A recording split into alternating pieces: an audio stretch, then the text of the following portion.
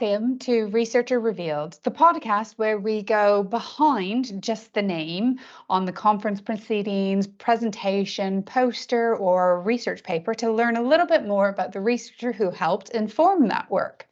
On today's episode, episode 7, we have Rhys Williams joining us from Wales.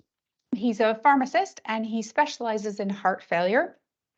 And he's been very active in lots of different studies. And I asked him to join us to talk to us a little bit more about his journey into research and how that's been going for him. I hope you enjoy, and I will see you on the end of the conversation.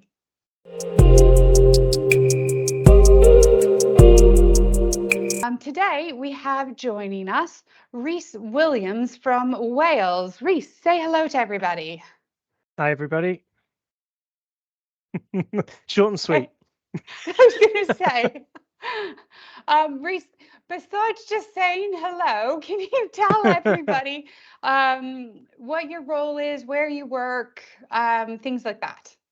No problem. So I'm a cardiology pharmacist based in the Princess of Wales, which is in Bridgend. So we're slap bang in the middle between Cardiff and Swansea on the South Wales coastline. I've been working in cardiology now for about 8 years. So quite different for pharmacists generally rotate until they find their area of specialty. So yeah, it's been about 7-8 years, and more specifically, more focused on heart failure within the last 4 years. So that's my job. That's who I am. Oh, thank you. So, like me, interested in heart failure, that just makes you one of the coolest people in the world. Before we get into the actual episode, just to help everybody get to know you a little bit, is we do what I call a rapid 11.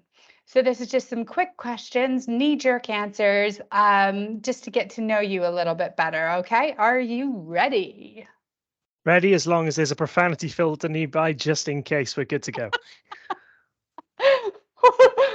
We'll see what we can do. Hopefully none of these actually induce profanity. They're not that serious. Right, first question. Are you a Windows or Mac man? Mac. Ooh, you're the first person I've had on the podcast to be a Mac person. Very controversial. Difference between Microsoft Office, though. You can get that on Mac, so I'll go with Mac. But bearing in mind I can have my Microsoft Office, then I'm okay. Okay, fair enough. We'll allow that. And are you a tea or coffee? Coffee, all the way. Coffee, all right. And when you're doing things like writing or work on a computer, do you do that in silence or with music? Music, absolutely. Music, ooh, what kind? I think it varies. I'm not going to say that I've really got a classical ear, but if I need focus, then I might go that. Okay. It depends on if I got a very quick deadline, then I might go for something a bit more upbeat just to get me through it. So it varies. Yeah, depending on your mood. That's fair enough. I'm a music man. Oh, nice, nice. And where do you tend to work? At home or in an office? I think that's a bit of a mixture of both. If I don't want my 4-year-old interrupting me, it is definitely at work. Otherwise, this podcast would be very different. Probably a lot more fun and probably a little bit more animals involved, but Absolutely. Very cool. And when do you feel, what time of day do you feel you are most productive? Evening, nighttime. Oh, okay, nice. And do you have a favorite referencing system or manager? And what is it? No, I can't say I got a favorite. I'm definitely a Vancouver man over Harvard. No, like a tool, like the management system that you use. No, I'm old school. I basically use words. I use kind of notes and reviews to highlight my references, and then I do it all at the end. I don't actually have a specific tool to help me reference. That is slightly impressive, but also a little worrying. Probably doing things a hell of a lot harder than I need to be, but the system works. Yeah, as long as you have a system that works, that's what's important. It was so funny. I think there's probably more people in the world that still do the system that you use, the old school system. I recently was editing a little editorial that I wrote, and the editor was like, "Oh, can you change the type of referencing style that you use?" And because I use EndNote, I did it in like 2.2 seconds because all you have to do is like press a button. And he was like, wow, that was really fast. I clearly need to invest. It takes a lot of time to learn. A lot of time to learn. But anyway, what about when it comes to data visualization tools? Do you have a favorite? Not particularly. I gotta admit, my tool of choice will always be, well, Microsoft Office, Excel. Yeah. I'm a simple guy. Yeah, no. There are no right or wrong answers to this. I've actually found like it's really interesting what people say, and there's so many more systems out there than I even know existed. I'm a combination of an Excel person as well, so I'm with you on that. Excellent. What about favorite desk snack? Oh, that's a tough choice. I think it's got to be a custard cream.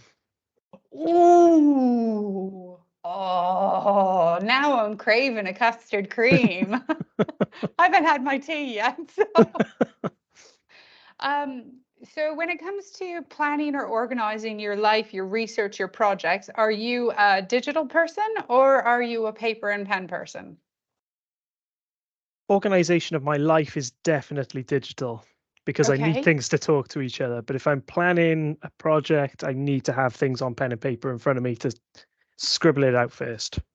Nice. Nice. I love pen and paper. I'm similar though. I mix and match. Yeah. Um, and what book are you currently reading? So I just finished a book, funny enough, Okay. last night. So it's a book called Burn. I would need to find the author's name, but it talks about metabolism and it's about our inner engines and it talks about kind of energetics on a human level, biological level, but also then the calories consumed in energy via kind of industrial revolution and how it all feeds into the wider goal. But That sounds fascinating. I'm going to chase you up for the details on that book because what I like to do in the podcast description is put down the books that you're reading because some people might be particularly inspired or want to read it after hearing you explain it. So I will chase you on email to get those details so I can include that in the description. Last question. Who is a researcher that you admire? They can be alive or dead. my journey into research has actually been fairly short, as you'll probably understand over the rest of the podcast. I think one of the researchers I admire, and I hope he doesn't listen to this podcast because he'll make me blush, would definitely be Mark Petrie, Okay. because I think his style have had a lot to deal with the professor over the last kind of couple of years, and I like the down to earth nature that he brings to that. He's a big heart failure researcher, yet he is so relaxing to be around. You can have just a regular conversation with him. He makes you feel very invited and included. So I've got a lot of admiration for Mark, but keep that between us and the listeners because I don't know if I can look him in the eye if he hears that part. Your secret is safe with me and all of the rest of the world who listen to this podcast. I'm sure he'll never hear about it. Someone's going to drop me in it, I swear. I'm sure somebody will drop you in it. I don't know how to tell you this, but Yeah. it might come back to haunt you. Yes, I'm sure it will. Perfect. Thank you. See, I told you they wouldn't be too hard. I did okay. I So managed it without swearing. yeah, and exactly. We're all good. Um, so what I'd like to ask you now, and you started to kind of hint into it, is how come research? How did you get to be involved in heart failure research? So my start into research was actually when I was a pre-registration pharmacist. So I qualified, or I finished my undergraduate degree back in 2010, and I was working in Morriston Hospital, which is based in Swansea. Um, Now, part of the trainee year and the postgraduate diploma that we do in pharmacy involves you to be involved in audit. So I decided to throw myself in the deep end. I didn't know much about renal medicine, and we had a kind of high-flying pharmacist there who was heavily involved with the renal department. So decided I want to learn, chuck myself straight in the deep end. What Okay. turned out to be what should have been a simplistic audit, for instance, convey to nice guidelines, what percentage of patients, why might that be the case, turned into a massive rabbit hole of patients using calcimimetics, so cinacalcet, in mineral bone or renal bone disease. But it wasn't just that. It was compliance to NICE, and then it was how many binders are they on, tablet burden per day. Does cinacalcet change that? Looking at their bone profiles 12 months before and after. And it just escalated massively. Now, Okay. the first time the tutor basically told me, draft a data collection form, go away, come back in a week, we'll have a look at it. Well, he must have laughed his ass off, because the form I came back with was a Microsoft Excel sheet, Mm-hmm. which was all free text, no standardization at all. Basically, name, hospital number, dose of cinacalcet, and Mm-hmm. nice criteria, maybe yes, no, maybe YN, just to mix it up a bit. And have no standardization of data at all. So we basically sat there. We had a good, well, he had a good chuckle at me, as to say, we might need to just work on this a little bit. So we ended up spending a very late night on the renal unit with the thanks of a Chinese takeaway, and hammered out this Excel sheet that basically collected the data for us. And that was my kind of birth into Excel. Um, but apparently I liked it so much, I went back for more. So then we decided to compare cinacalcet to patients that underwent a parathyroidectomy and Okay. do a kind of head to head. So that kind of those audit projects as such gave me that introduction to actually digging into data. It was real world evidence, and it was nice to see that final product. You know, Okay. all of a sudden I was a trainee pharmacist. This data was presented at the All Wales Renal Network, and that was my work. So I was like, oh, okay, great. Then there was probably a bit of a radio silence on practice-based evidence and things like that for a long time. Um, since then, kind of did different things, got my certificate in prescribing, and then the cardiology job came along. So my, kind of previous background towards that was surgical ITU. This was brand new to me. 2019, the same renal pharmacist was approached to do a joint kind of, I say, research question in collaboration with pharma. Okay. So the query was looking at intravenous iron, real world evidence in renal patients and heart failure. Okay. And it turns out the heart failure lead in Bridgend, Dr. Wong, um, was discussing this with Chris Brown, the pharmacist, and said, well, you've got Rhys in Bridgend with you. Why don't you just use him to help with the data collection? Because he's done this work for me. Yeah. And it just snowballed ever since. So what we tried to do was basically real world evidence of Iron Man before it was published. Um, That's a very controversial thing to say, that you did Iron Man before Prof. Calra. I'll constantly remind him of it. No.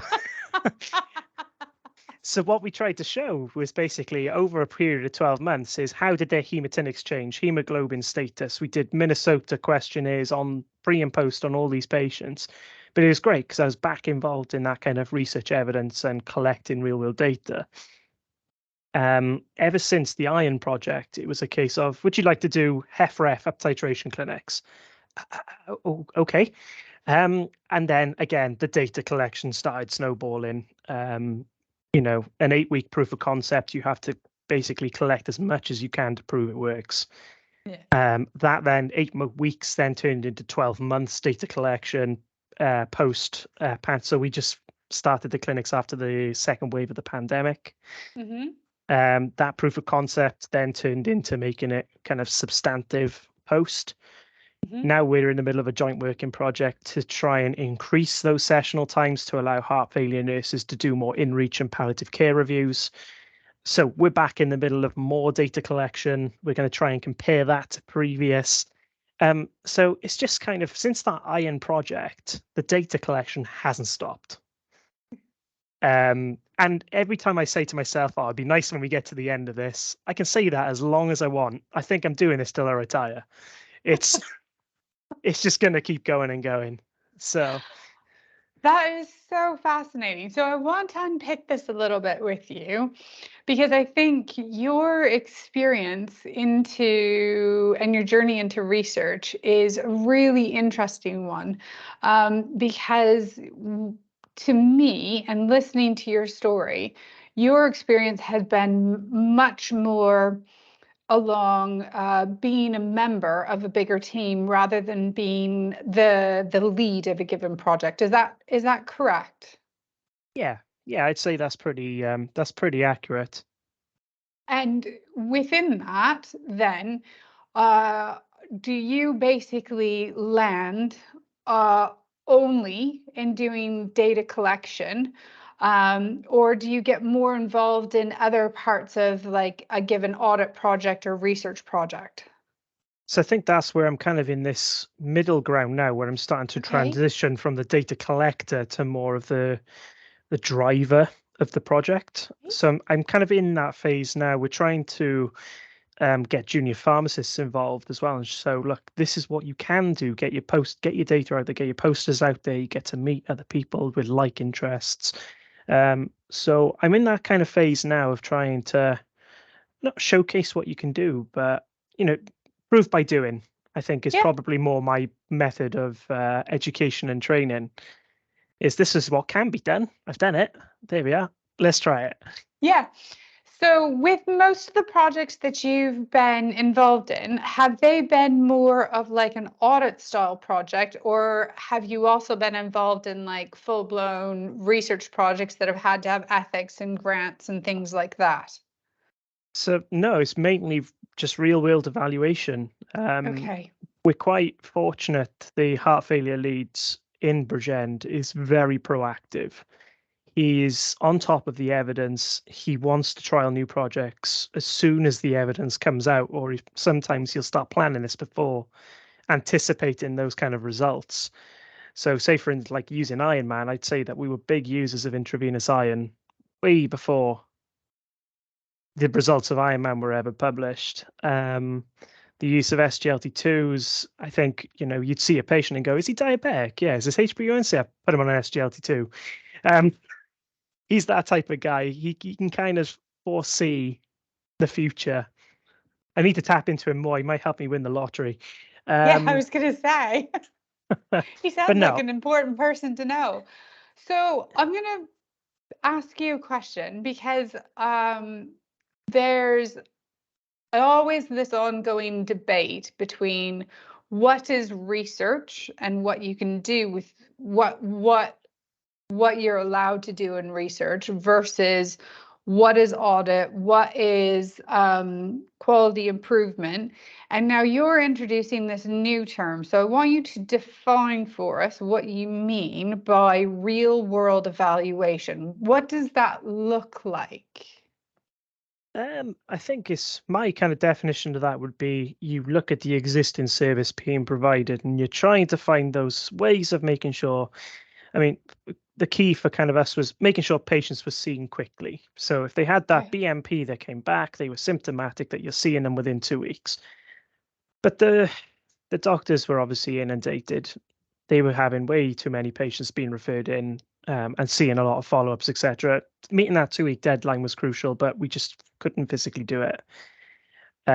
Expanding the MDT, so it was previously heart failure nurses and consultant led, then bringing in pharmacy to that to say, well, actually, medicines management is what we do. That is our bread and butter.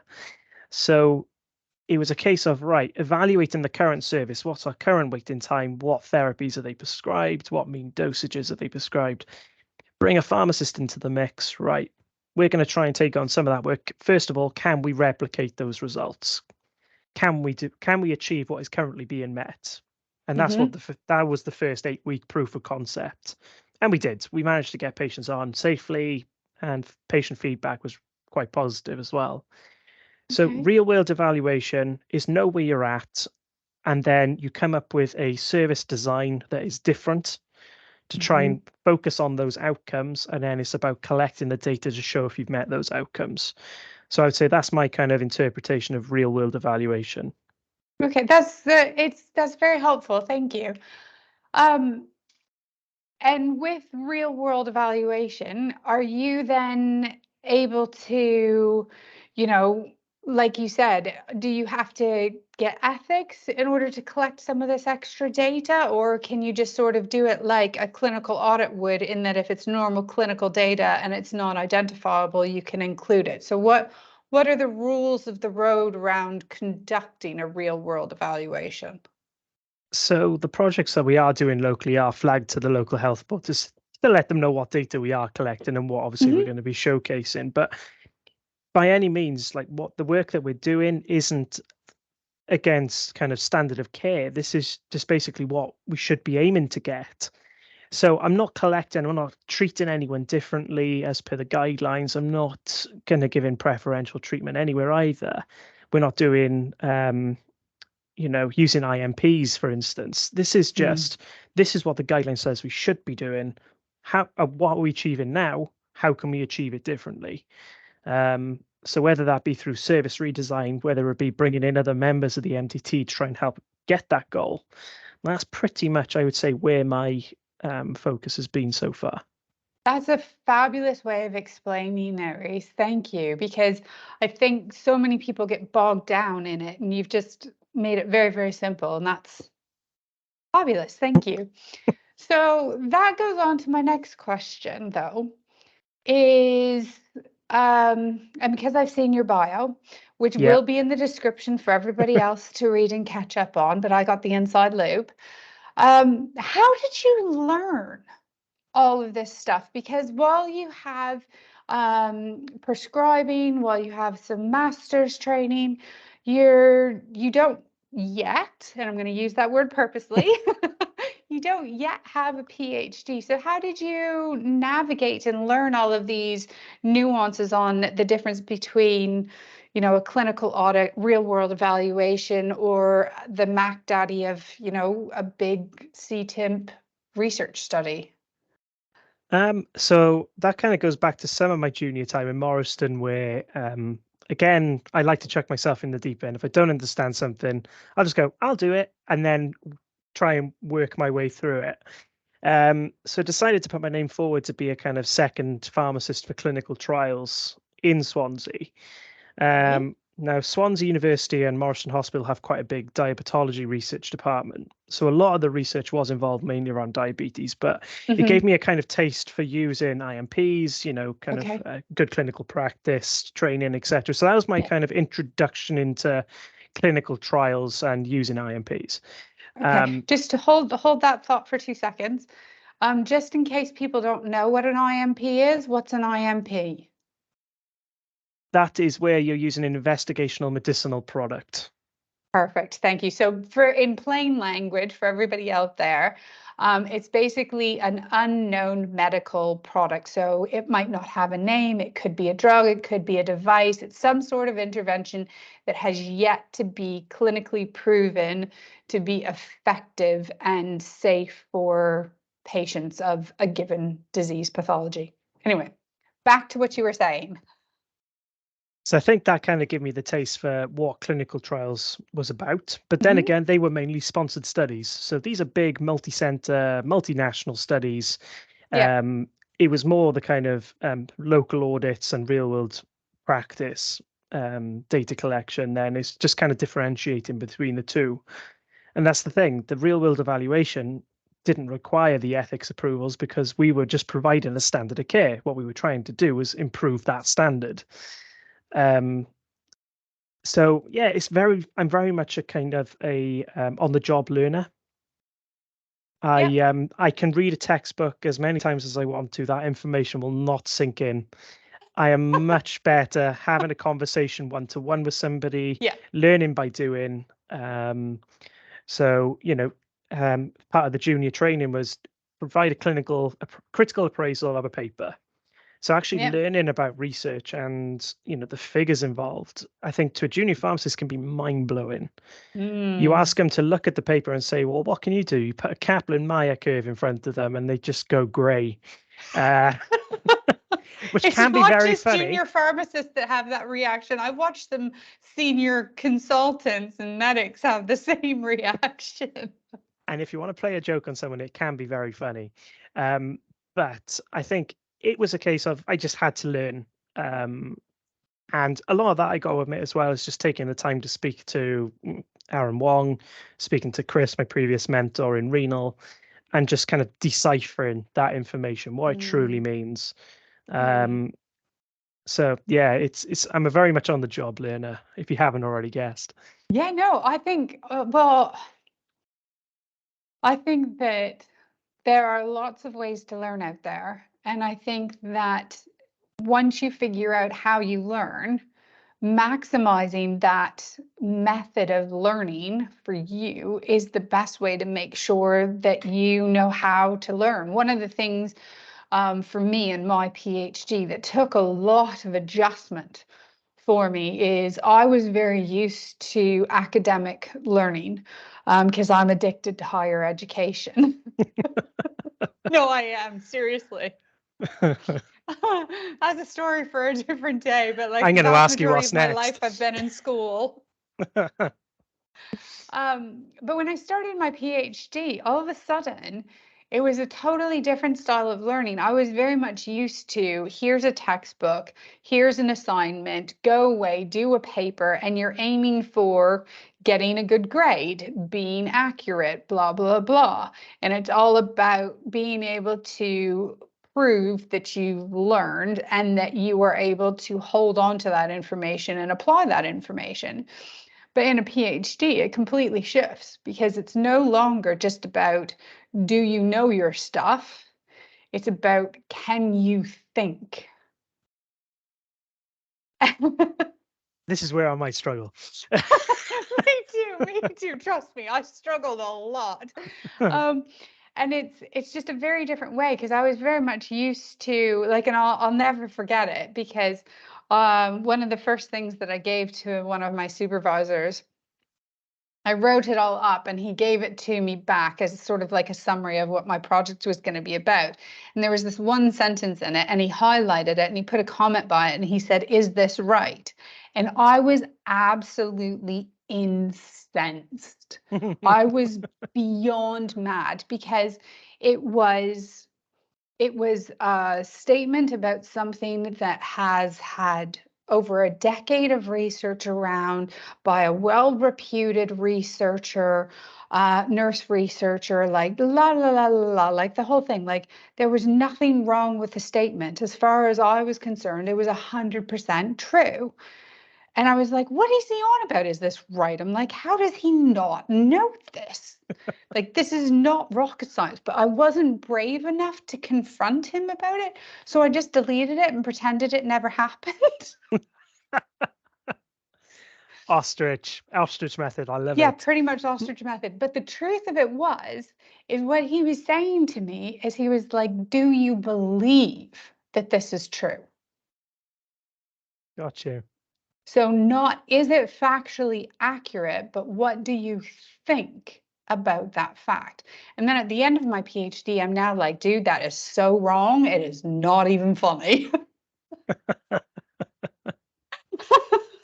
So it's like you're saying, like this journey into research and creating evidence, because the real world evaluations that you are performing, you are creating evidence to help other people alter their services, change their practices, demonstrate that you were ahead of Prof. Calra when it came to Iron Man. I'm trying to help you get in the hole a little deeper. Thank you. No worries. That all of those factors, you know, you were on a journey, and for you, that journey looked like practical on the job learning rather than sitting in a classroom or doing a research module or things like that. And I think for me, the evidence of that being a successful way of learning for you is your continued involvement in research. You're always tweeting about research projects. And like you said, you're probably going to be doing it until you retire. Probably very much so. Yeah. Um, so the next question is going to be a little bit controversial. Um, do you think that anybody can do research, or do you think that research is really only reserved for people who are professors and for people who've completed a PhD? Well, that depends on whether or not you want to class me as a researcher or not. Well, no, it's not me classing as a Yeah. researcher. Do you class yourself as a researcher? If you're to ask me truthfully, am I a researcher? My honest answer of my kind of where I am right now, I would say no. Why is Uh, that? Probably just as you alluded to, you kind of always see researchers, kind of being on big papers, making kind of really big changes to how we perform, how we operate, how we manage patients. To think, and then you kind of apply it to yourself and go, well, I've done a little bit of research, I guess. I've looked into some papers and I've showcased what can be done. And I think it's very hard to change that mindset of to believe in yourself, to say you got to get there, you can get there. So I'll give you an example. A couple of years ago, I was asked whether or not I would consider to apply as an observer to the board for the British Society for Heart Failure. Okay. So they asked me to apply. I said, well, okay, I'm very flattered. I've said I'll put an application in, and I had an interview. And it was Lynn, the CEO for the BSH. It was Simon Williams, the then chair of the BSH, and Roy Gardner. Now, that was probably the most terrifying 30 minutes of my life, because even though I'd been to a couple of BSH conferences, I'd seen these guys on stage. Yeah. These are big names. Yeah. And all of a sudden, the small pharmacist from South Wales is sitting there just going, hi. But anyway, the interview alluded, and what they basically gathered from that was they said, well, you mentioned a lot about different trials, how you manage patients. So it seems as if you're more interested in research. They said, would you like to join the research committee? So I was like, and again, me being either very clever or very stupidly agreed. And then all of a sudden, the first committee meeting I'm sat on, even more of these massive names in front of me on a screen and say, please introduce yourself. I'm just going, what am I doing here? It felt completely out of my depth. But by the by, anyway. But the data that I'm collecting, the data that I'm showcasing, I wouldn't put on a level that, I'm performing confidence intervals, p-values. Is my data going to change how we manage patients locally, nationally, globally? And I would like to hope that someone is going to find the data useful. And that's the one kind of thing I try to tell junior pharmacists now who are looking to maybe try and get a bit more involved with data collection is no data is bad data. You can go in with a mindset of trying to prove an outcome, but if you don't necessarily prove it, that doesn't mean the data's bad. The data's the data. You want to try and prove an outcome, that's great. But if you don't get it, hopefully that points you in the right direction of how you get there. So this is a very long-winded way of me basically seeing whether or not I class myself as a researcher or not.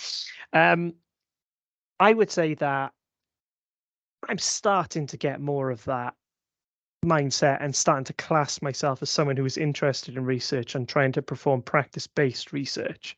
Now, whether or not I decide to go down formal routes in the future, PhDs, and it's certainly something that I feel can be driven or kind of forced upon you if you're trying to get involved in research and say, well, where's your credentials?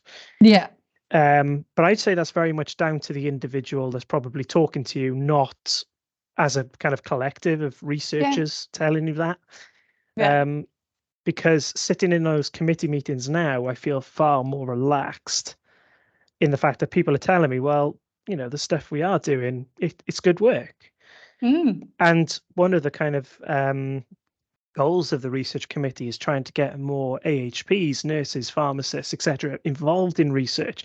You don't have to be a professor, you don't have to have that PhD, but just get more involved. Yeah. And how we do that is, I think sometimes we have to remove that mental block we put upon ourselves to say that I can't do this. Mm. And that's something I've certainly had to learn is, especially when I'm trying to present this data, Yeah. is it good data? Is it worth presenting? Yeah. And I think to begin with, I was like, this is just people are going to laugh at me. But I certainly I warmed to it. I got better Yeah. with it as time went on, and I had a bit more confidence in what I was doing.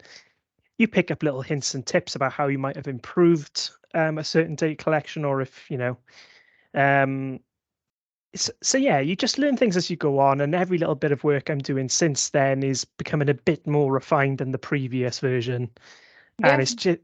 it's evolving. So, are you a researcher? Yes. He says with great confidence. I will. One thing I've always known my entire life, I will always be my biggest critic. Hmm.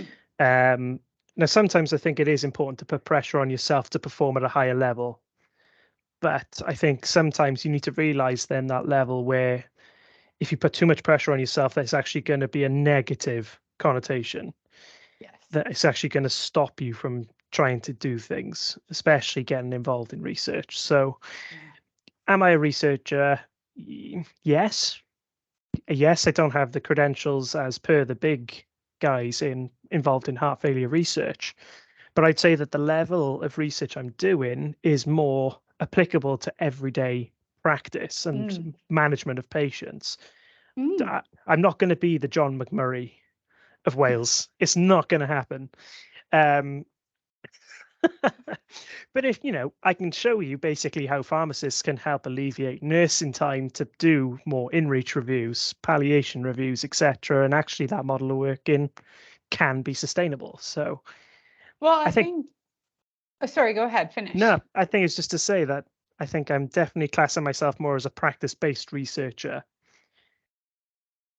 than kind of looking at the big trials. Whether or not I get involved in anything in the future, big trial wise, possibly, but at the moment, I'm happy where I am. I genuinely love how you've just described yourself, a practice-based researcher. So one of the reasons why I love research so much is the potential that it has to really alter both patient experience as well as clinical experience and the services that we offer. But when I first started delving into the world of research, I was shocked at how little of the research I was reading was anywhere near clinical practice. And I think that research exists on a real spectrum. And you describing your clinical lead that you work with a lot and how he's like this fortune teller of like the next greatest treatment. Like I've worked with clinicians who are like that as well, who um, believe so strongly because they read this paper that even before it gets adopted into NICE guidelines, they're giving, you know, an SGL2 out like it's candy or, whatever that situation is. And I think there's a real gap that I think sometimes hinders taking those research results and turning them into real life practice. Because what happens in the studies where NICE and ESC are like, meh, it's not really cost effective, does it mean that that shouldn't be implemented? Or does it mean that actually we don't know enough about it? Do we need to do some, like the style of work that you're doing, this practice-based evidence to say, look, we live in the real world. And while, you know, I mean, you're aware of the literature as I am, like most heart failure studies, you know, you're doing good if you have a percentage of women that's more than 30% in a given trial. So how strong is the actual evidence between what that research study says, which only recruited a small amount of females, versus all of the females that you see in your clinical practice, and whether or not that would actually work with them because they're outside of that group that was included in that study, you know? And so I think there's that a real need of spectrum from clinical audit, how are we performing, to quality improvement, trying to change our services, to real world evaluation of, okay, how are we going to implement this and keep this implemented, and what is the impact of this implementation of this new thing? And then, you know, the Paul Cowers and the John McMurrays of the world who are like, what happens if we mix this and this and create a new way of treating heart failure or whatever? So I think that's where your perspective and your experience comes really valuable, because you're there at the coalface and you're trying to give evidence to say, okay, this is what it looks like when you implement it. Yeah. And I'll give a kind of example of some Mm. work we're doing locally now. So we're quite heavy adopters of potassium binders locally. Okay. So this isn't necessarily just within Wales. This is just within our locality. Yeah. So we've probably initiated potassium binders now, probably on 70 to 80 patients over the last 3 years. And when I kind of speak to colleagues, BSH or ESC, and we just sort of say, well, what's your experience with this? And we find that potassium binders haven't really gone anywhere. They haven't really taken off. Now, even though we've got the clinical trials showing that they can stabilize potassium, there's no cardiovascular outcome data. So I think cardiologists are instantly going, there's no evidence. But we know the things like from the meta-analysis that actually 4-pillar therapy works. What potassium binders do is allow you to achieve the 4-pillar therapy. So therefore, it's kind of, well, isn't this a simple maths equation? The potassium binder plus RASI equals optimized patient, which then should convey in kind of reduced mortality, hospitalizations, etc. So what we're doing at the moment, we've got about 40 to 50 active patients on Lokelma or potassium binders. We've monitored their serum potassium over a period of 2 years. So that's longer than what we've shown in the clinical trials. Yes, this is real world. There will always be Confounding potentials. factors. Yeah. Exactly. There's always going to be other things that may influence results, but that, we don't try to dress it up as a clinical trial in those scenarios. We've looked at their heart failure therapies before and after initiation of binder therapies. We've looked at their ejection fractions, BMPs, assessed their comorbidities, effects on creatinine clearance, blood pressure. And then we've also looked at their kind of mortalities and hospitalizations as well. So we're in the process of trying to write that up and get it out there as a kind of real world practice, because from what we can see, there aren't many people using potassium binders, especially because there's no hard outcome data. But if we can allude that actually in real world practice that these can be used in our small subset of patients, this is what can be achieved. It might just get the question asked, do people want to start thinking, well, actually, this could be a potential option for Mrs. A that I saw in clinic 2 weeks ago. And it's all about just applying that to your local practice. Yeah. But that's again where I think like your work is really valuable, because in the big clinical trial world, because of how healthcare systems work around the world. You know, the outcomes of those big clinical trials are all about death and hospital admissions. And the reality is, and I believe every clinician feels this way, is we all know that it's so much more than that.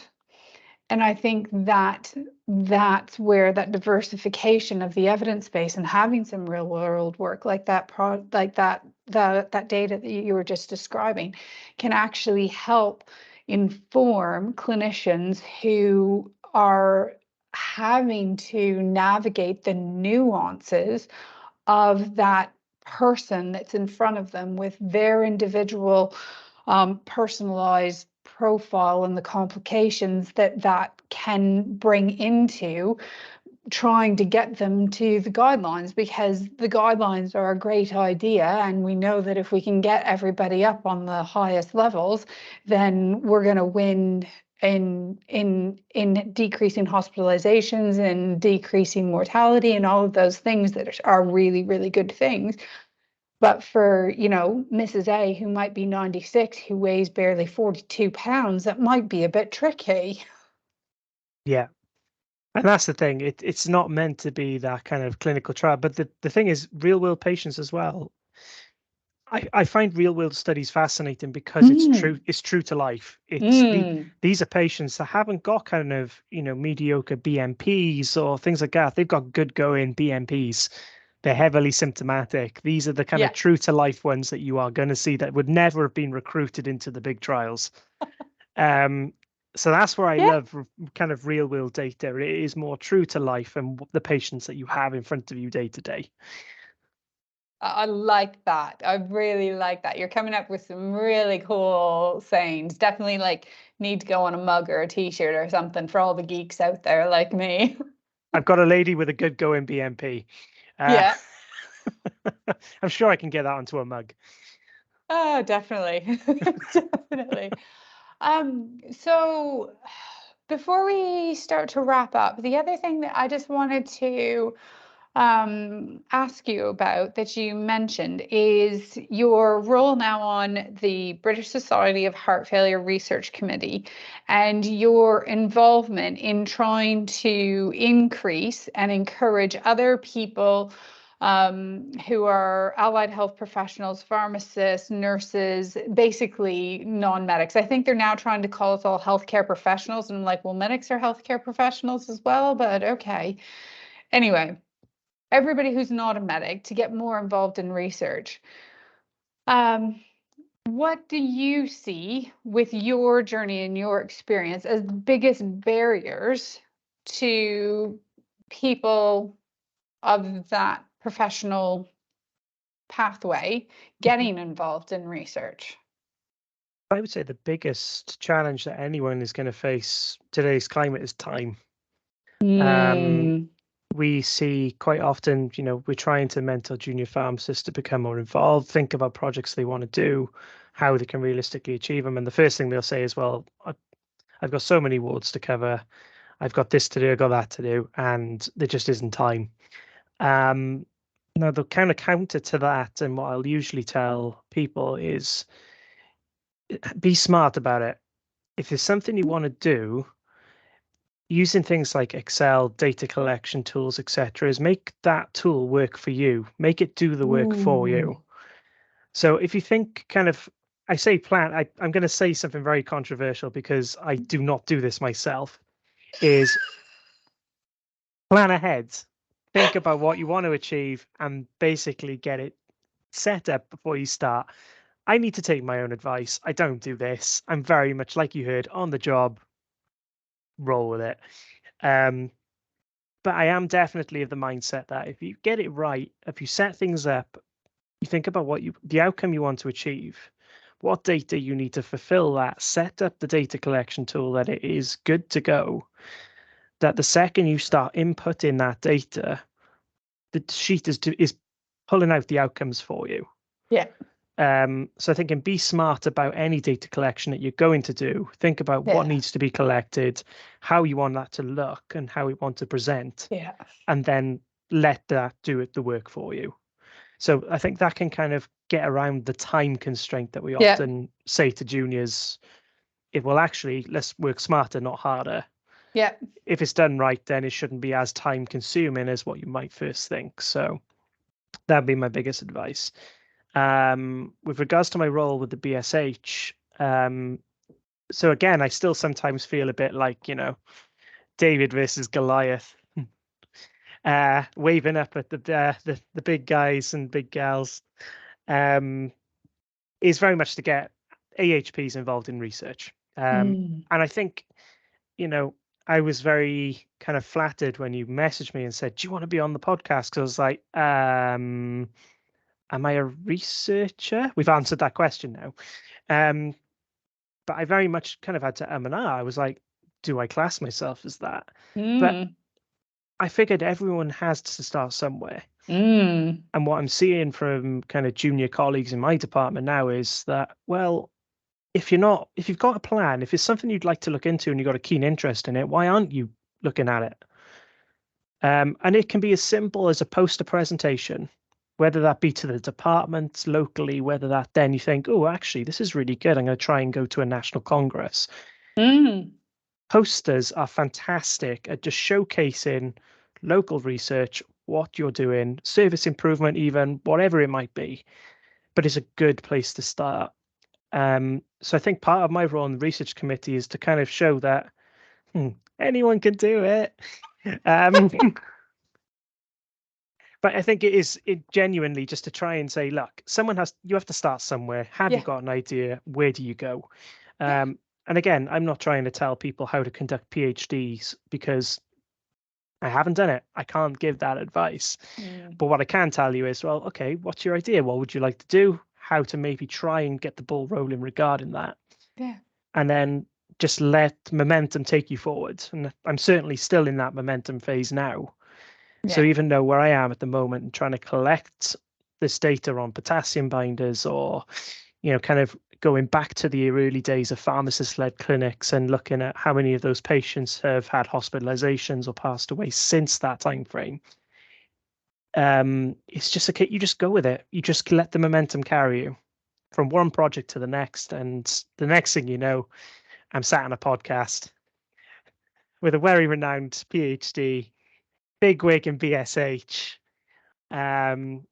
and involved in research committees as well with all of these massive names. It's a bit like a whirlwind tour. I love it. I love it. I'm going to wrap it up there because I think that's a beautiful way of finishing off our conversation. You said that very eloquently, and I completely agree with what you said. Like, you just got to dive in. And I mean, I'm gonna reveal a little secret here. Is I sit here and listen to you being like, "Ooh, I'm talking to a bigwig." I'm like, I'm far from a bigwig. I've got the same imposter monster sitting on my shoulder. And I think that's both the curse and the beauty of research is we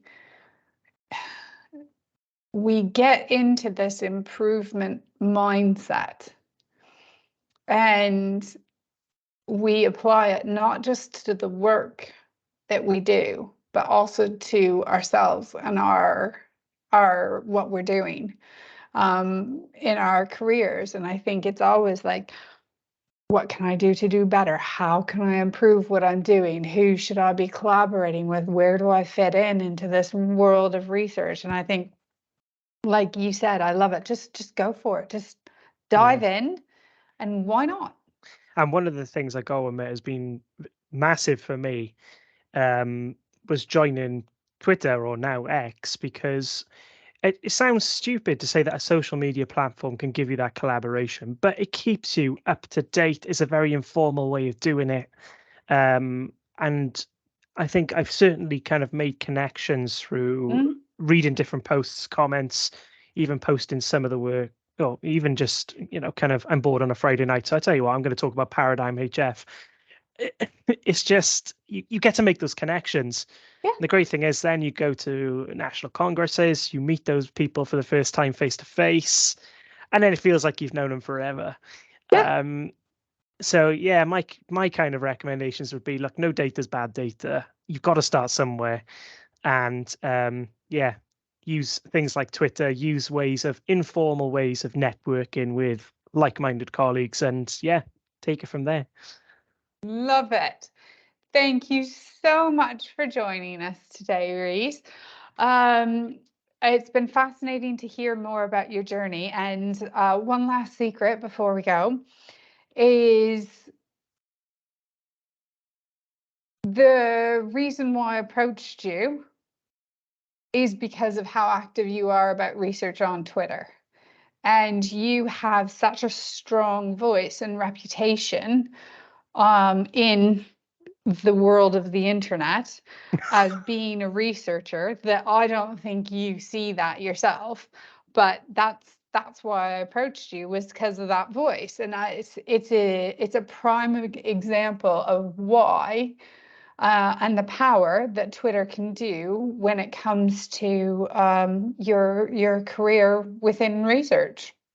No, absolutely. And yeah, definitely imposter thing 1 and imposter thing 2 sit by here, and they're constantly feeding in.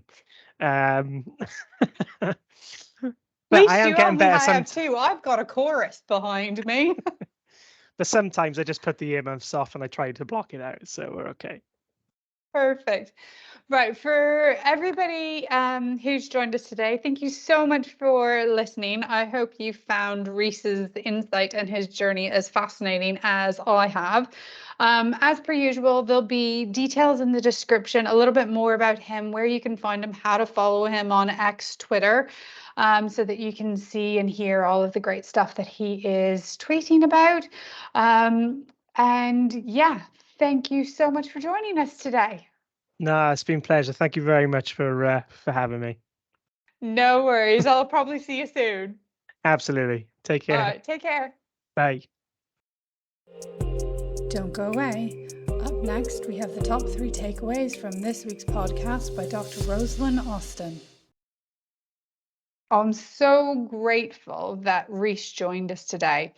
I think his unique experience, both as a pharmacist within heart failure and the fact that he's heavily involved in a lot of research work and what he classifies as real world evaluation research, and his own insecurities around his identity as a researcher because of him not having a PhD or a master's in research or, formal training around that. Because he had some really good insight and around how research can be for anybody and everyone. So for me, top 3 takeaways from this episode. First off, I loved his definition of real world evaluation. I've had so many conversations with lots of different people of varying degrees of experience in research, and there's always this really big debate around the spectrum of improvement work all the way up to research in big clinical trials. And where those lines get drawn and when does something become research and when is it not research. And I felt Rhys did an amazing job at really simplifying it and making it very understandable. And I loved that how he views the work that he does, the real world evaluation, is that it's being true to life. It's real patients with their complexities who probably would have been excluded from a research study, but still collecting and analyzing that data to help other clinicians, other people inform their practices or inform their decision making when they're faced with a complicated patient. So rather than testing new ideas or trying to create new interventions or explain new phenomenon or come up with new theories, he views that real world evaluation of actually getting to grips with the clinical data that's available and compiling it in order to see what the impact of the implementation of some of those clinical guidelines. So sticking within what has been advised either by the board of that pathology or NICE guidelines, and how does that actually play out in the real world. So I thought that was a really good definition that he gave us. The second takeaway from his conversation is around his journey and how he learned about research. And it's really interesting that for him, it was both through his training early on as a pharmacist and getting involved in some audit work that helped to start to formulate how he thought about, how he evaluated, how he created data collection, Excel spreadsheets, but also his experience within research delivery. So working as a clinical pharmacist for big research studies, helping expose him to various different degrees of protocols, what the rules of the road for doing research were, as being his way of educating himself. And he continues to push his own education as well along that, rather than the more formal way of doing it by doing a PhD or a master's in research or things like that. But it's still, regardless of his journey, it still brought him to that place where he's now helping with and informing quite a lot of research ideas, and is starting to transition between being, to use his words, this isn't me, just the data collector, to somebody who's actually driving the ideas as well. So it was really fascinating to hear how that experience within research delivery actually fueled his curiosity and his desire to be more involved in research projects. The third takeaway, which I loved, is that no data is bad data. And definitely need that on a mug or a t-shirt or like an inspiring wall poster. And I thought that was so powerful, because so often when you're looking at research results, if you haven't proven your outcome, and it's out there in the journal, it's very hard to find neutral or negative trials that have been published. And I believe that he's right, that there is no such thing as bad data, because even if it doesn't prove what you thought it did, it might point you towards something else. It might highlight something you hadn't even thought about, and it will still hopefully inform how other clinicians think, how they think about their patients, how they make decisions about their patients. And so that act of compiling and condensing and reporting on that data being a way to grow our evidence base, which I thought was really, really good. So that's it for this episode. I hope you enjoyed it. Please, if you have any questions, please drop them in the comments, either on your podcasting platform of choice or through YouTube. If they're specific to Rhys, you can actually, in the description of this podcast, find how to find him, how to follow him on Twitter. And I'm sure he'd be happy to answer any questions if you directly message him. So yeah, that's it. Remember to subscribe to this podcast. It really helps increase the visibility of it. It helps to share and to help demystify research for all of those individuals out there who might be, like Rhys, a little bit unsure about the adventure of research and going into that world. It's just a good way of sort of introducing them to those ideas. So make sure to like it, leave a review, and subscribe on YouTube or through your podcasting platform of choice. The next episode should be out in another 3 weeks, and I look forward to seeing you all then. Thanks so much for listening.